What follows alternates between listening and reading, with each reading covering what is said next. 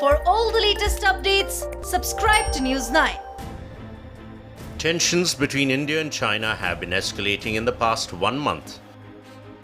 Now, the former United States National Security Advisor has said there is no guarantee that Trump would back India if the situation between Beijing and New Delhi escalates further.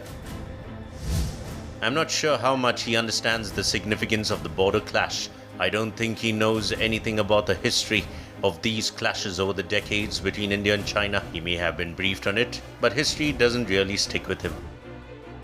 There has been a fallout between former National Security Advisor of the USA, John Bolton, and President Donald Trump. John Bolton has criticized Donald Trump on many occasions.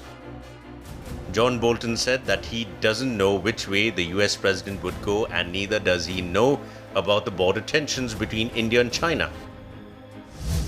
I don't know which way he would go, and I don't think he knows either. I think he sees the geostrategic relationship with China, for example, exclusively through the prism of trade. And trade is important because China has stolen intellectual property from the United States and other countries engaged in forceful technology transfers for decades, and it forms a major part of their economic success and therefore military power, and that's really how far it goes. US and India have shared a good rapport with each other in the past year or so.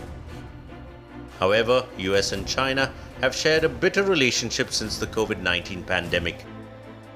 Trump has criticized China time and again over the origin of the deadly disease. The two countries have also had trade wars with each other. Bolton, however, feels that Trump won't be criticizing China if he wins the presidential elections this November. I don't know what Trump will do after the November elections once the guardrail is removed. He'll be back. He won't be criticizing Beijing for putting Uyghurs in concentration camps or repressing Hong Kong. He will be back to the big China trade deal. So if things were to develop between India and China in a more critical fashion, I'm not sure where he would come down. The Indian and Chinese armies were locked in the bitter standoff in multiple locations in eastern Ladakh for the last 8 weeks. The tension escalated after the Galwan Valley clashes, in which 20 Indian Army personnel were killed. Both sides have held several rounds of diplomatic and military talks in the last few weeks to ease the tensions in the region. These are tough times for both India and China at this point of time. Both the countries will be waiting with bated breath for the US presidential elections in November.